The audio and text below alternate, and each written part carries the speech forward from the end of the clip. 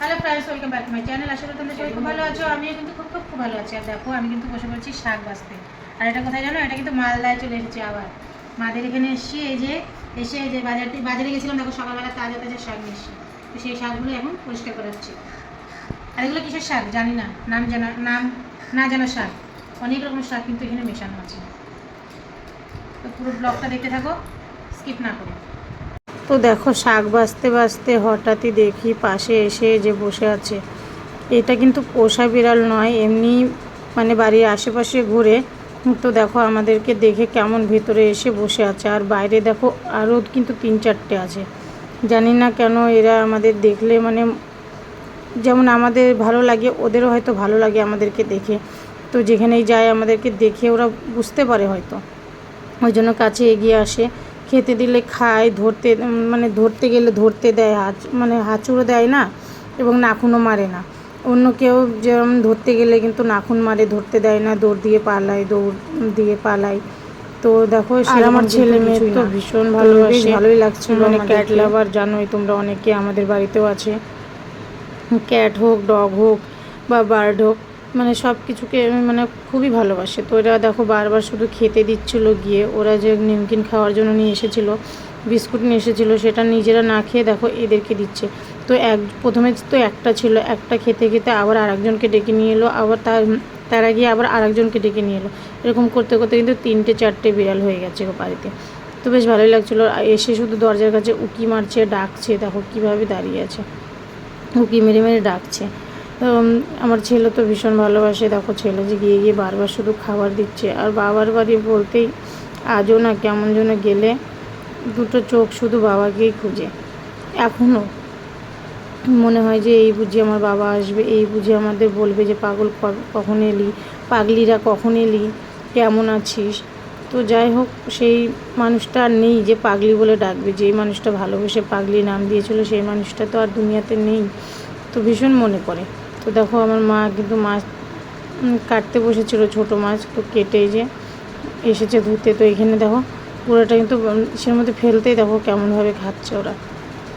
আর এই যে মা একদিকে মাছ ধুচ্ছে, আর মার পেছনে গিয়ে কীভাবে কেমন যে আওয়াজ করছে ওরা, মানে ঝগড়া লাগানোর মতো একদম লাগিয়ে নিয়েছে। আর মানে বলতে কি, এখন বাবার বাড়িতে গেলে সেই যে আগে যেতাম, আগে গিয়ে যে ভালোবাসাটা বা একটা অনুভূতি ছিল, সেই অনুভূতিটা এখন আর নেই। কেমন যেন মনটা উঠেই গেছে।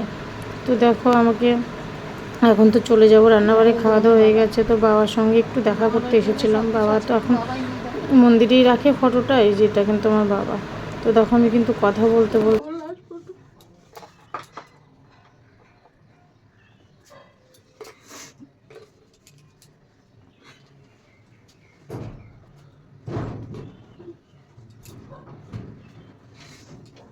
এই সময়টা যে কত কষ্টকর, যাদের বাবা নেই একমাত্র তারাই বলতে পারবে, তারাই বুঝতে পারবে যে এর অনুভূতিটা কেমন।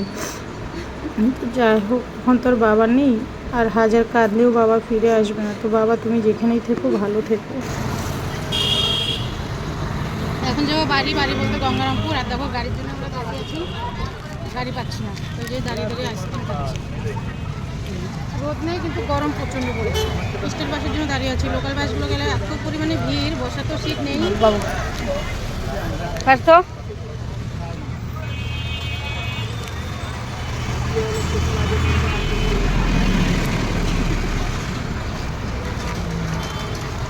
এক থেকে সওয়া ঘন্টা দাঁড়ানোর পরেও আমরা বাস পেলাম না।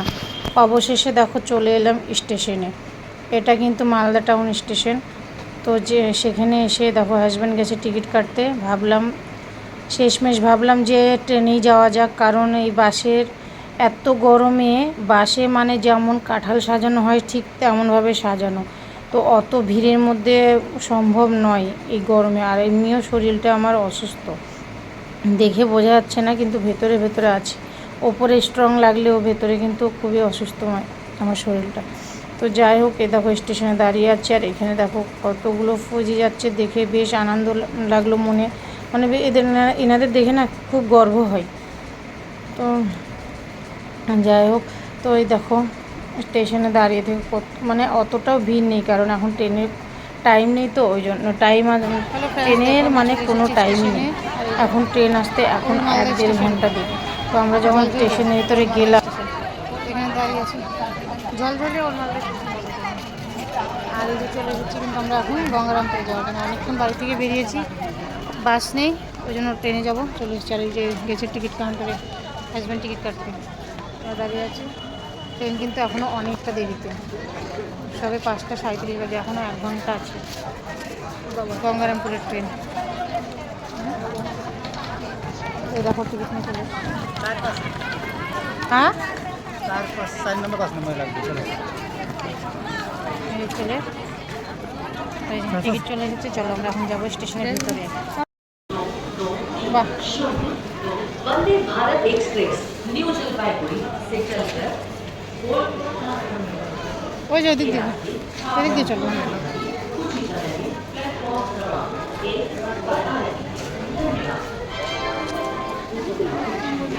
আজকে স্টেশনটা একদম ফাঁকা, এখন ফাঁকা 6টা বাজতে বাজতে ভিড় হয়ে যায়। এখন আবার এই সিঁড়িটা দিয়ে উঠতে হবে বলো, এইটাই ভালো লাগে না। ধরবো রে, দেখো আমার মা কতগুলো আচার দিয়ে দিয়েছে, ফুলের আচার আমের আচার। ওই সাইডটা দিয়ে আসতে হয়, তাহলে না চড়তে অতটা ই লাগে না। সিঁড়িতে চড়তে ভীষণ কষ্ট হয়ে যায়।